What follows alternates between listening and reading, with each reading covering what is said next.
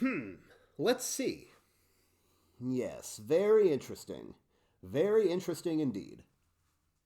Hey Japeechen Scouters, Justin here, and today I'm examining one of my favorite shapes in all of Scouting, the humble triangle. The reason the triangle is so important in Scouting is because we find it everywhere. Whether it be the angle that we sharpen our knives at, that's a triangle. What about the shape of the tents that we stay in at summer camp? Those are triangles too. What about lots of our lashing projects? Triangles. There's triangles everywhere. One of the best examples of a triangle in Scouting is the A-frame. The A-frame is one of the most important pioneering projects you can make. I've prepared one today to show you. This is an A-frame. It gets its name from its resemblance to the letter A. It gets its importance from the strength that it has. Much of that strength comes from the triangles you see inside of it. That's a very strong A-frame. Don't take my word for the strength of triangles. I've prepared some examples to show you. Let's clean up a little bit and then get started.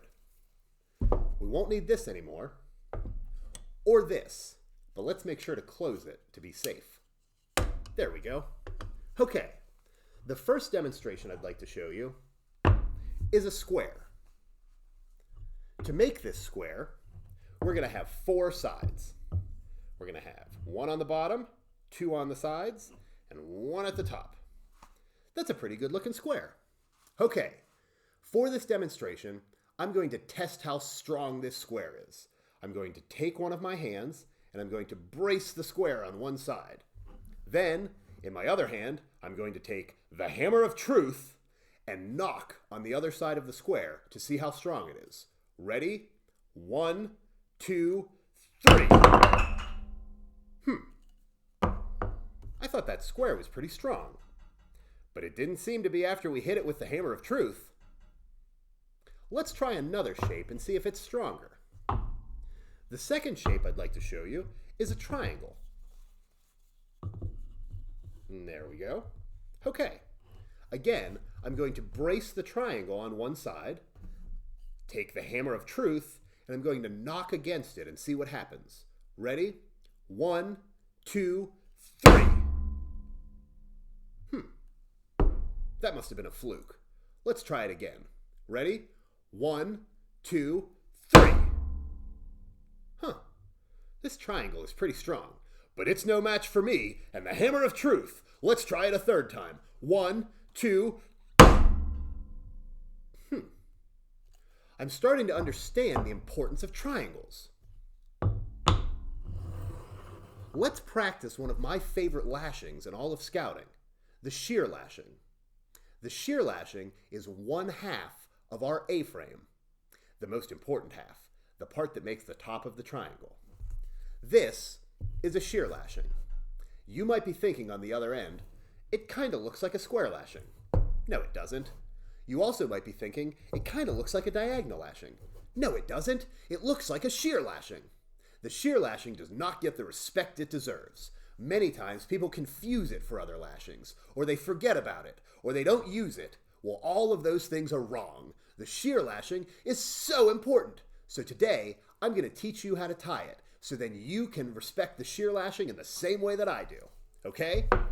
To start this lashing project, we're going to need 2 poles. And we're going to need some rope. Okay, the first thing we're going to do is we're going to tie our clove hitch on one of the poles. So, let's take our rope. Let's come around the pole a second time and cross it over, making an X. Then let's come around a third time. Let's take our pinching fingers, pinch that X, and slide the one end of the rope right underneath it. And then let's pull it very tight. There we go. That's a perfect clove hitch. Now, to continue, we're going to take our second pole and put it right next to the first pole. Now we're going to begin weaving in and out of these poles, very similar to the weaving that we did on the tripod. We're going to go over one pole, then under the other. Then we're going to go over one pole and under the other. We're going to make a total of 7 of those wraps. This is 3 and 4. This is 5 and 6 and 7. And there we go. Now, let's slide all of those together so they look very neat. There we go. Now, we're going to go between the 2 poles. So let's come around, and instead of weaving, let's go between. So I'm going to go in between the poles and around, and I'm going to pull it very tight. Then I'm going to do that a second time, and I'm going to pull it very, very tight. Then I'm going to do it a third time. And on that third time, I'm just going to kind of leave it loosey-goosey and let it go wherever it wants. No, I'm not. I'm going to pull it really, really, really tight. Ready? That's so tight. Okay. Now to end our shear lashing, we're going to tie a clove hitch right here at the top of the opposite pole. So let's come around. Let's make an X. Let's come around a third time. Let's take our pinching fingers and pinch that X and slide right underneath it. And there we go. And then let's pull it very tight. Ready? Okay. Well, that doesn't look like an A.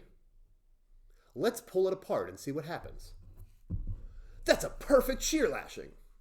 I'm so glad you came over today and learned the shear lashing. Do you have the same respect for the shear lashing that I do? I sure hope you do. So next time, when you're out doing one of your pioneering projects and one of your friends says, "Hey, that's a great square lashing," you can say, "It's not a square lashing." Or when someone else comes over and they say, "Hey, that's a great diagonal lashing," you can say, "You're so silly, that's not a diagonal lashing." And they'll say, "What is it?" And you'll say, "It's the most important lashing in all of scouting, the shear lashing." So, for the next 30 days when we're stuck at home, remember to stay safe and stay scouting. Also, stay triangular.